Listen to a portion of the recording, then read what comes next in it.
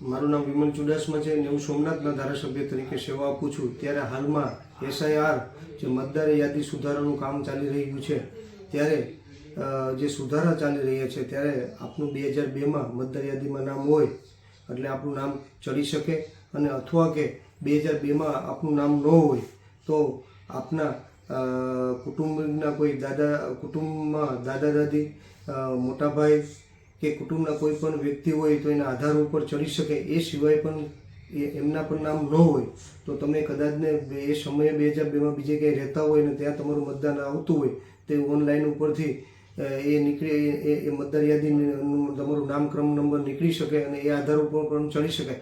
એ સિવાય પણ એ પણ ન હોય તો 13 પુરાવા આપવામાં આવ્યા છે, એ 13 પુરાવામાંથી કોઈ પણ એક પુરાવો હોય તોય તમારું મતદાર યાદીમાં નામ ચડી શકે। એ 13 પુરાવાની કોપી આમાં મૂકવાનો છે। એ સિવાય પણ આપને છતાં પણ એ 13 પુરાવામાંથી પણ કોઈ ન હોય તો આપણી પાસે આપણું જૂનું જે વર્ષોથી તમે રહેતા હોય એમ તમારું આધાર કાર્ડ હોય, ચૂંટણી કાર્ડ હોય, રાશન કાર્ડ હોય કે અન્ય જે તમારી આઈડેન્ટિટી પ્રૂફ હોય એ આધાર ઉપર પણ તમારું નવું નામ મતદાર યાદીમાં ચડી શકશે। એટલે આ પુરાવા ન હોય તો તમારું નવું નામ મતદાર યાદીમાં ચડાવી દેવું, અને આનાથી કોઈ ગભરાવાની જરૂર નથી।